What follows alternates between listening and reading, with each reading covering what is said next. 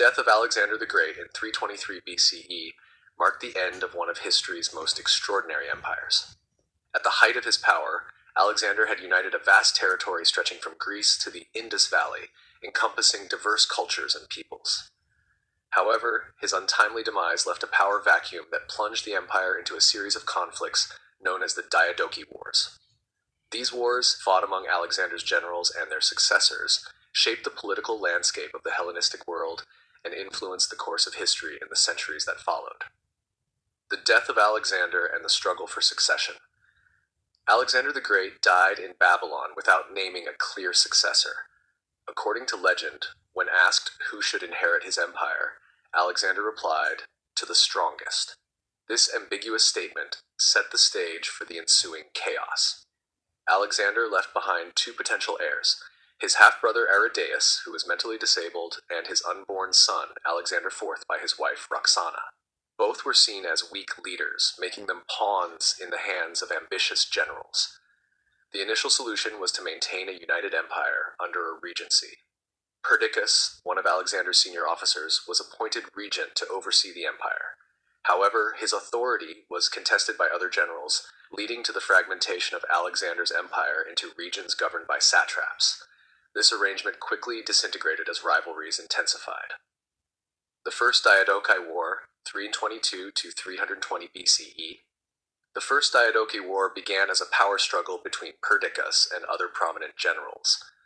Perdiccas sought to consolidate his authority by controlling the royal family and pursuing aggressive policies, such as an invasion of Egypt to subdue Ptolemy, the satrap of the region.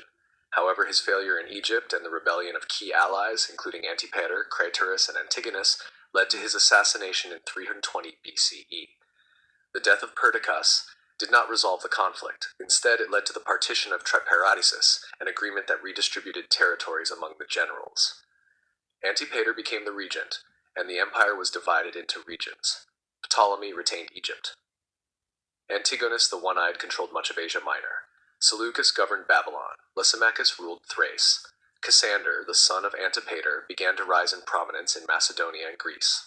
The Second Diadochi War, 319 to 315 BCE. The fragile peace established at Triparadisus soon collapsed after Antipater's death in 319 BCE. Antipater had appointed Polyperchon as regent instead of his son Cassander, which ignited another round of conflicts. Cassander challenged Polyperchon's authority and allied with Ptolemy and Antigonus. Polyperchon, in turn, sought to legitimize his position by aligning with Alexander IV and his mother, Roxana, proclaiming himself the defender of the Argead dynasty.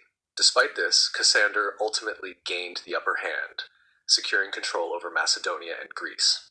During this time, Antigonus began to assert his dominance in Asia Minor and the Eastern territories, posing a threat to the other successors. His growing power alarmed Seleucus, Ptolemy, and Lysimachus, setting the stage for a larger coalition against him.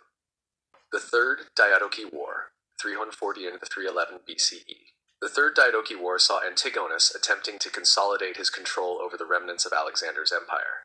He declared himself the protector of the kings, positioning himself as the guardian of the Argead dynasty. However, his ambitions alienated his former allies. Ptolemy, Seleucus, and Lysimachus formed a coalition against Antigonus. Seleucus, who had been ousted from Babylon by Antigonus, managed to reclaim the city and establish the Seleucid Empire, which would become one of the most enduring Hellenistic states. The war ended with the Peace of 311 BCE, a temporary truce that allowed each general to retain control over their respective territories.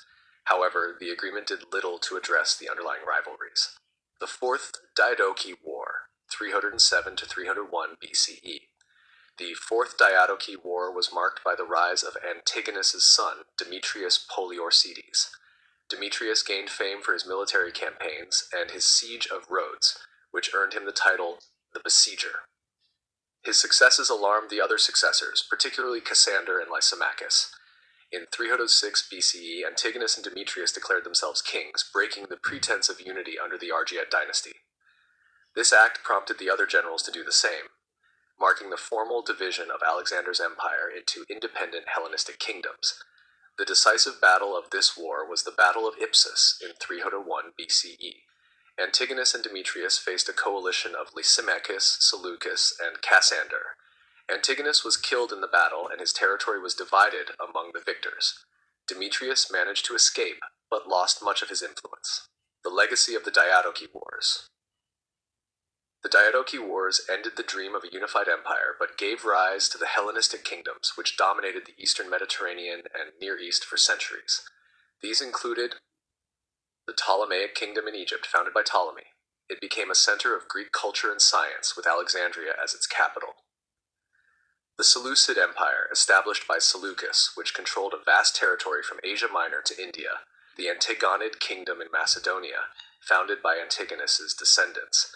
The kingdom of Pergamon, emerging later as a cultural hub. These kingdoms maintained the legacy of Alexander by blending Greek and local traditions, fostering a cultural synthesis that defined the Hellenistic period. Greek language, art, and ideas spread throughout the former empire, influencing regions far beyond the Mediterranean. The Diadochi Wars were a pivotal chapter in the history of the ancient world. They transformed Alexander's unified empire into a fragmented but culturally vibrant landscape. The ambitions and rivalries of the Diadochi not only shaped the political boundaries of the Hellenistic world, but also laid the groundwork for the Roman Empire's eventual rise. Through war and diplomacy, they perpetuated Alexander's legacy, ensuring that his vision of a connected world endured in a new and dynamic form.